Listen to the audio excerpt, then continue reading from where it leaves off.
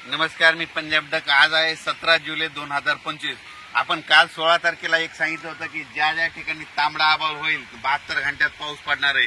तर पाहू शकता हे आमच्या परभणी जिल्हा, सेलू, पाथरी, मंठा, परतूर, जालना, बीड जिल्ह्यामध्ये खूप पाऊस झाला आणि हे नदीला पूर आलाय। आणखीन अर्ध्या तासात इथं पाणी वरती येणार आहे, म्हणून हा अंदाज लक्षात घ्यायचा। आणि राज्यातल्या सर्व सांगू इच्छितो काय झालं, बीड जिल्हा झालं, लातूर जिल्हा झालं, नांदेड जिल्हा झालं, धाराशिव झालं, त्याच्यानंतर सोलापूर, जत, सांगली या भागातल्या शेतकऱ्याचे फोन येत होते पाऊस कधी येणार। तर त्यांना मी म्हटलं की तुम्ही काय करा, फक्त 16 पासून ते 21 तारखेच्या दरम्यान आपल्या भागामध्ये लातूर जिल्हा, बीड जिल्हा, परभणी जिल्हा या भागामध्ये पाऊस पडणार आहे, म्हणून हे अंदाज दिला होता। आणि काल तांबडा आभाळ झालं, बघा तुम्ही पाहू शकता हे पूर आलाय आमच्या कसुरा नदीला, लेंडी नदीला पूर आलाय, दुधना नदीला देखील पूर आलाय।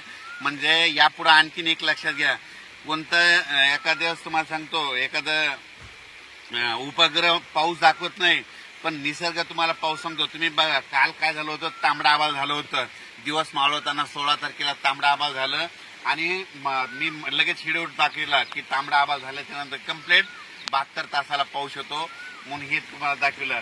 आणि आणखीन एक सांगू इच्छितो, आणखीन बीड जिल्हा, लातूर जिल्हा, परभणी जिल्हा, धाराशिव जिल्हा, सोलापूर जिल्हा, नगर जिल्हा, त्याच्यानंतर संभाजीनगर या भागामध्ये पाऊस पडणार आहे, म्हणून आणखीन 16 तारखेपासून 21 तारखेपर्यंत पाऊस पडणार आहे, म्हणून हा अंदाज लक्षात घ्यायचा।